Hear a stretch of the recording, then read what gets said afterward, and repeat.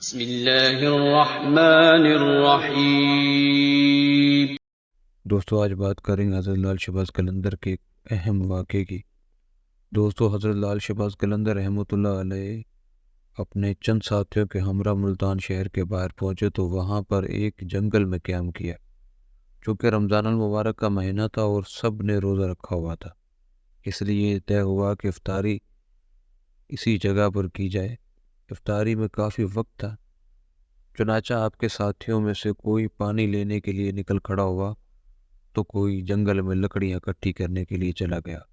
تھوڑی سی گندم تھی حضرت لال شہباز قلندر کے پاس، تو آپ اس کو پسوانے کی غرض سے شہر کی طرف چلے گئے۔ ان دنوں یہ رواج تھا کہ گھریلو عورتیں چند معاوضہ لینے کے بعد چکی میں گندم پیس دیا کرتی تھی۔ حضرت لال شہباز قلندر اس مقصد کے لیے پھرتے پھرتے ایک گھر کے قریب پہنچے جہاں پر گھر کے اندر ایک عورت گندم پیس رہی تھی۔ اس عورت نے حضرت لال شہباز قلندر رحمۃ اللہ علیہ کو دیکھا تو آپ کے حسن و جمال کی تاب نہ لا سکی اور آپ پر فدا ہو گئے۔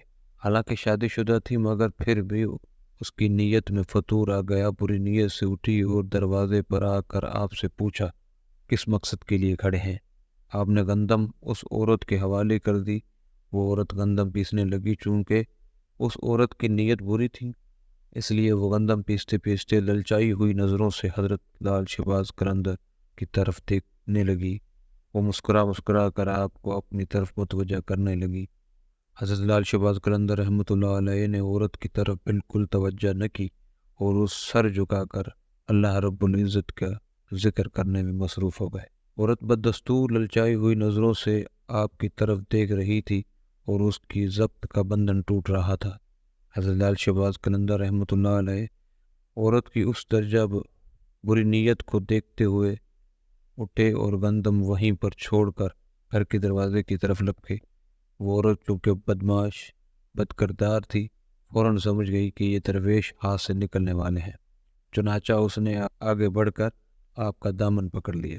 زبردستی کرتے ہوئے آپ سے کہنے لگی کہ اگر تم نے میری بات نہ مانی تو میں شور مچا کر تم پر الزام لگا دوں گی۔ حضرت لال شہباز قلندر اس عورت کو سمجھاتے ہوئے کہا کہ تم ایک شادی شدہ عورت ہو اور تمہارے لیے اپنے خاوند کے علاوہ کسی غیر مرد کی طرف بری نگاہ سے دیکھنا حرام ہے۔ میں روزے سے ہوں، مجھے تنگ نہ کرو، مجھے گناہ کی طرف رغبت نہ دلاؤ۔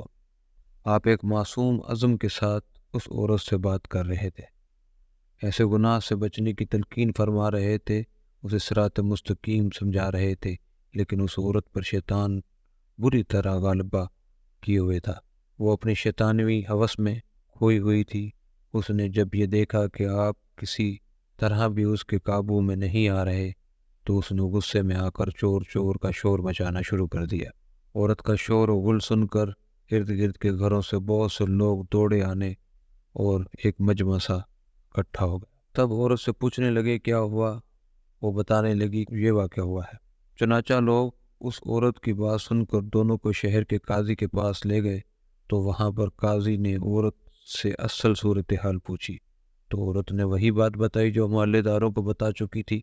اب قاضی نے حضرت لال شہباز قلندر کی طرف متوجہ ہو کر آپ سے پوچھا۔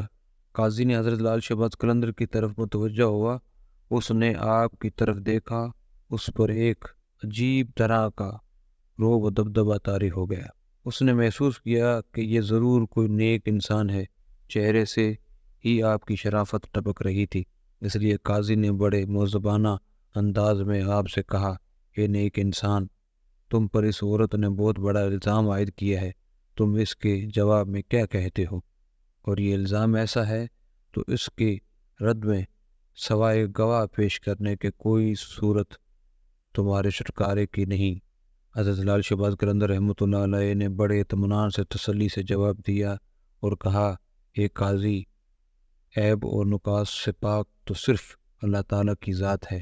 کسی کی عیبوں کو ظاہر کرنا کوئی اچھا کام نہیں، لیکن اگر آپ اس بات پر بضد ہیں کہ میں اپنی صفائی میں کوئی گواہ پیش کروں تو میرا گواہ اس عورت شیرخوار بچہ ہے جو اس وقت اپنے والد کی گود میں اور اس وقت پگوڑے میں پڑا ہوا ہے۔ یہ سب کچھ دیکھ رہا تھا۔ وہاں پر موجود تمام لوگ آپ کی یہ بات سن کر حیرت زدہ ہو گئے اور قاضی بھی کہنے لگا، اے شخص، کیا کبھی کسی شیر خوار بچے نے بھی گفتگو کی ہے؟ اس پر حضرت لال شہباز قلندر رحمۃ اللہ علیہ نے جلال میں آ گئے اور بولے، ایک قاضی، میں بے گناہ ہوں اور اس عورت نے مجھ پر بڑا گھٹیا الزام عائد کیا ہے۔ اس وقت اس کا شیر خوار بچہ پگوڑے میں لیٹا ہوا تھا، اور جہاں تک اس بچے کا کلام کرنے کی بات ہے، اس بچے سے وہی کلام کرائے گا جس نے بچپن میں حضرت عیسیٰ علیہ السلام سے کلام کروایا تھا۔ قاضی آپ کا یہ جواب سن کر ہکا بکا رہ گیا۔ تمام حاضرین خود ساری کاروائی دیکھ رہے تھے۔ اب قاضی نے بچے کے باپ کو حکم دیا وہ بچہ لے کر اس کے سامنے آئے۔ چنانچہ بچے کو قاضی کے سامنے حاضر کیا گیا۔ حضرت لال شہباز قلندر رحمۃ اللہ علیہ بچے سے مخاطب ہوئے اور فرمایا، اے معصوم، وہ ذات باری تعالیٰ جس نے ایام طفیلیت میں حضرت عیسیٰ علیہ السلام کو کلام کرنے کی قوت عطا فرمائی، تم اسی خدائے وحدہ لا شریک کو حاضر ناظر جان کر گواہی دو کہ جس وقت میں تمہارے گھر میں موجود تھا تو تم نے اس وقت اپنا انگوٹھا چوستے ہوئے کیا دیکھا اور ہمارے درمیان کیا گفتگو ہوئی۔ اللہ تعالیٰ کی قدرت کاملہ اور حضرت لال شہباز رحمۃ اللہ علیہ کی کرامت ملاقات فرمائے کہ وہ شیر خوار بچہ اپنے باپ کے گود میں سے بولا اور بآواز بلند بولا۔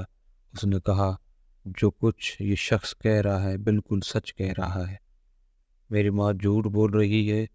اصل خطاوار میری ماں ہے جس نے بری نیت سے اس شخص کے دامن کو کھینچا تھا۔ بچے کے منہ سے یہ الفاظ سن رہے تھے کہ وہاں پر موجود تمام لوگوں پر لرزہ طاری ہو گیا۔ وہ حیرت کے سمندر میں کھو گئے۔